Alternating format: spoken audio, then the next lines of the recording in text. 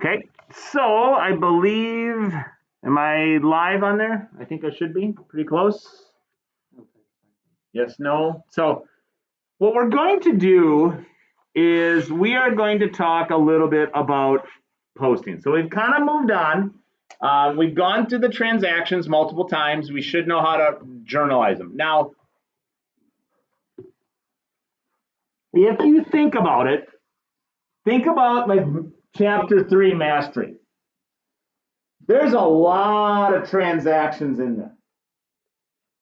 How many sales, what do you think are, as of right now, based on what you know, would you be able to calculate, how easy would it be to calculate the balance in, let's say, sales? Would that be kind of easy? Sort of, right? Not really. What about if I said accounts receivable Joe Schmo? And would we be able to find the balance of them? It'd be kind of hard, wouldn't it? So what posting does is posting allows us to, in a sense, organize and keep things straight. Because if you can imagine mastery, I'll put it, chapter 3 mastery, remember how many transactions that was and how long that was and brought forward, carried forward? Well, that's probably just 1 hour for major corporations. Mr. Roback, how are you? We're live on YouTube right now. Okay. You're good. No, you're good. I'm not gonna say anything. We're all good. So. That our new backup generators are fully functional. Well paid.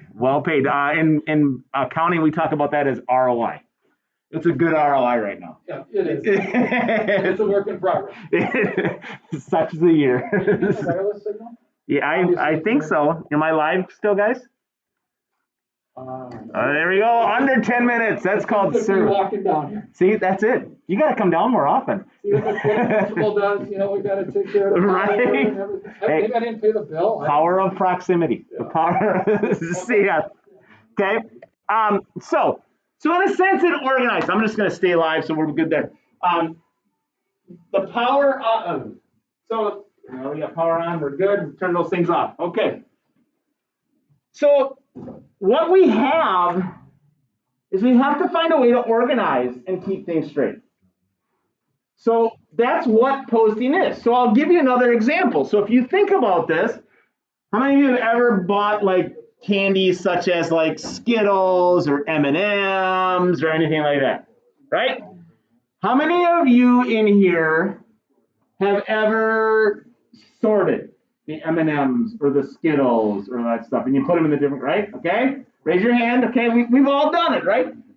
That, in a sense, is what posting is. So what posting is we are going to ultimately sort the different accounts so that we can figure out the balances. So we can figure out how much money we still owe XYZ company. How much money is still owed to us, accounts receivable, from ABC company, and so forth. How much sales, how much return, how much money did the owner take out of our business? See, like right now, could we do that? Sure, we can go back and we can look at those forms. We could be like, hey, we can do this. This is great. But then you're like, whoa, this is going to take a while. Okay? The reality is what posting allows us to do is not only sort them, but then give us a easy way to figure out what the balance is in each account. So as you can see here, the yellow ones represent sales. That's how much sales we had this past quarter, whatever month. How much accounts payable? How much did we pay for rent? How much do we pay for owner's capital? How much do we pay for cash? That is at the core value what we're trying to accomplish with posting. Is we're just trying to figure out what that balance is instead of going line item by line item by line item by line item. Does that make sense? Now, posting is a very easy process. It's a very easy process. But the reality is this is the first part of the downward spiral where people go wrong in accounting.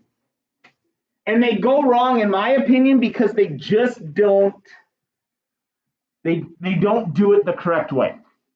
It's as anything in accounting, it's a step-by-step way. And if you do it the correct way, you'll be fine.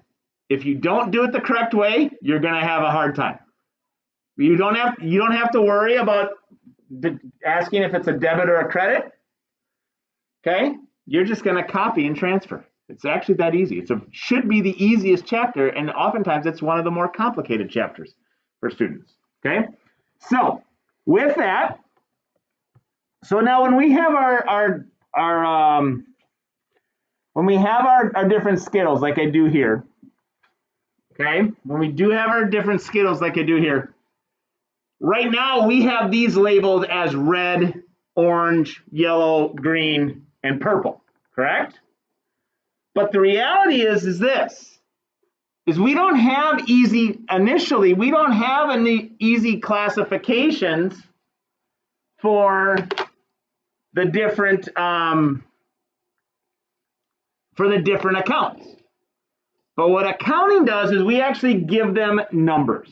Okay, I'm going to try to switch screens here real quick. See if I can do this so I can get it up on the big board now that we have power back. So then we can, yep. Yep. Cancel, okay.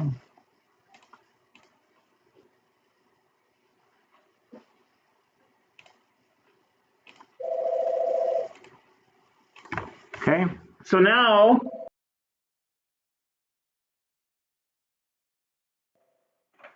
good morning. He is. Okay. Okay, that was weird.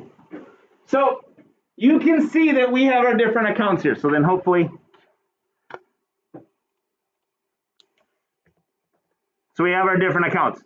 So instead of red, what we've got to do first in this whole process is we need to figure out how to label these. And we label them with numbers. And that's kind of what 4.1 is. Okay, so you talk about general ledger. General ledger is where we are going to be posting to. General ledger is the form that we're going to be posting to. If you remember in chapter 2, we use the general journal. That's where we record the transactions. General ledger is where we post to, and we'll talk about that. That, in a sense, is that tray of red Skittles, tray of yellow Skittles. That's what the general ledger is, okay? And posting, as I talked about, is the process of updating and organizing. So if we prepare a chart of accounts, so one of the ways that we do this is we give numbers. We give numbers. We don't give colors. Now, outside of chapter 4.1, you're never going to have to come up with the numbers again for this class. They're going to be given to you. But it is important for you to know what the numbers mean, okay, and how they got the numbers. So I'm not going to spend a lot of time on 4.1 because A, it's given to you, and B, you just need to know how the numbers are given to you, okay? So you'll notice that numbers are going to be, they can be very large. They can be as small as 3 digits. They can be 10 digits long. They really can. What's important is the numbers. So if you look here on our general, the first number is going to indicate what type of an account it is. And that first number is going to be a 1, 2, 3, 4, or 5. 1 is going to be assets. What do you think 2 will be? Liabilities. What do you think 3 will be? Owner's equity. 4 is going to be revenue. 5 is going to be expenses. Okay? I'll explain more about this. The second set of digits after that are going to represent where it is within the ledger. Okay, division. So if you look at this, we have to prepare a chart of accounts. Okay, I've given you all there. So I write my chart of accounts. So I write the company's name up here on the top. Very simple. Okay. Now over here, what do you think is gonna? This is the left side of here. What do you think is gonna go on the left side of our chart of accounts? Because what's on the left side of the accounting equation? Assets. So assets are going to be labeled with number 1. Assets, when we create a chart of accounts, in other words, when we give them their color, we give them their number, assets, in my opinion, or not my opinion, assets are organized by what's called liquidity. What's liquidity? What do you think it is? It has nothing to do with coffee. Anyone know what liquidity is? Well, I mean, does it have to do with liquidation? It does. And so what does liquidation mean? Selling off. So how easily available are we to turn an item into cash? So with that being said, the lower the number, the more solvent, the more liquid that asset is. So what do you think is the most liquid asset we have? Cash. Yeah. Right? So we're going to do cash, right? So we're going to do cash. Next is going to be accounts receivable. That's going to be the most liquid. And I'll talk a little bit about this in a second. Okay? And then we move to supplies, prepaid insurance, okay? And so forth. So now, let's relate this to a big picture item. Let's say a company makes the news by saying they're filing for Chapter 11 bankruptcy. Or Chapter, whatever. They're filing for bankruptcy. What do you think they do with assets to be able to get themselves out of bankruptcy protection? What are they trying to do? They're liquidating these, right? Do they have a lot of cash at 110? Probably not. But could they get rid of some of the prepaid insurance? Some of the prepaid insurance is hard, but the supplies? How about the accounts receivable? So like, what if you sold stuff to the airline industry and the airline industry owed you money? Pick an airline company. Yeah, okay, Delta, American, United, whatever. And you filed for bankruptcy protection, what's one of the things that you're going to probably do? You're going to go, hey, airline company, you need to pay us money. We need that money you owe us, right? That's what that bankruptcy protection is there. So then now, so these are all liquidity, by liquidity. So next we move into our 200 accounts. What do you think our next 200 accounts are going to be? If assets are 100, liabilities, very good. Now liabilities and everything else from here goes alphabetical. Everything else is alphabetical, okay? So then we go our accounts payable Dakota, falls, right? Then we move to our owner's equity. We have two owner's equity accounts. We have capital and drawing, right? Capital is money coming in, drawing is money coming out. Why do we need two accounts for capital and drawing? Because don't we need to know the difference between what is being put in versus what the owner is taking? That owner's having a good old time taking Airbnbs and all that stuff and going to Vegas and doubling down with the company money. We got to know this. Okay? So then, on the other side is we have income statement accounts, and this is our revenue. So that's sales. Could we have more than one sales account? Yeah. If you're a restaurant, you could have product sales, you could have catering, you could have delivery, you could have no power. As we have no power again. Boy, if you're watching this on YouTube, holy cow, you're experiencing the wonderful joys of teaching. Anyway, but again, still stay live streaming. You'll see my screen on there. That is the solution for now. Boy, I'm going to be monetizing before you know it. This will be great. I'll buy you all coffee. Okay, so sales. Okay, yeah, no. So then we go to our expenses, and again, they are all alphabetical from there. Assets are based on liquidity, their number. Everything else is alphabetical. Now, what happens if we need to add an account? Does that make sense? Again, after this lesson, ladies and gentlemen, you're not going to need to know how to come up with these numbers. They're going to be always given to you, okay? But I do think it's important for you to understand where these numbers came from and how they came about, okay? But because a lot of times later on, they're like, well, how come it's, you know, oops. Yep, that's what happens when we're out of power. Come on. Okay.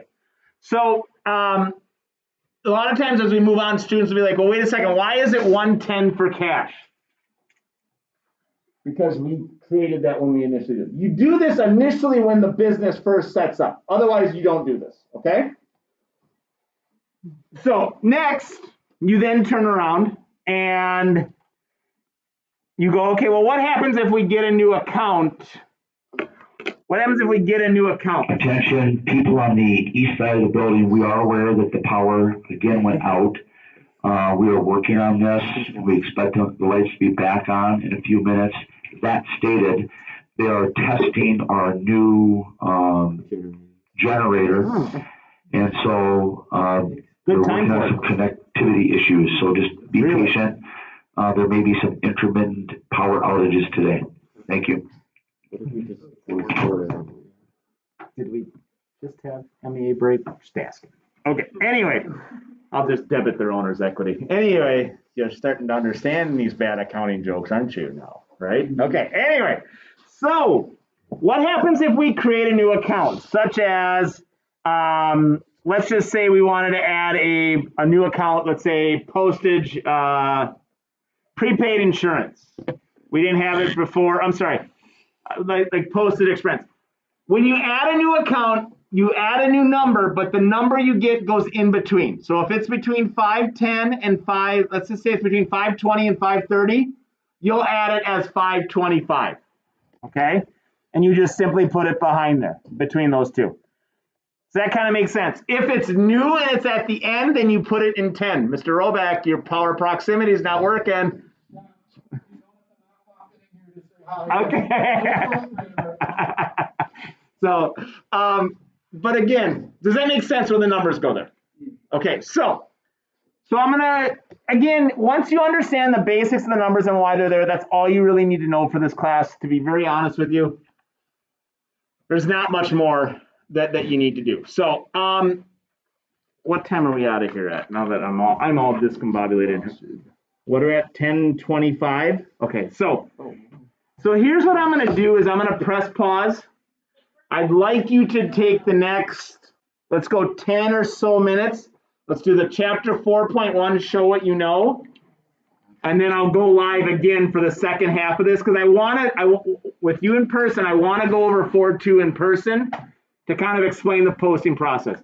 4.1's a technicality just so you understand how accounts are organized and how they have the numbers. Okay, so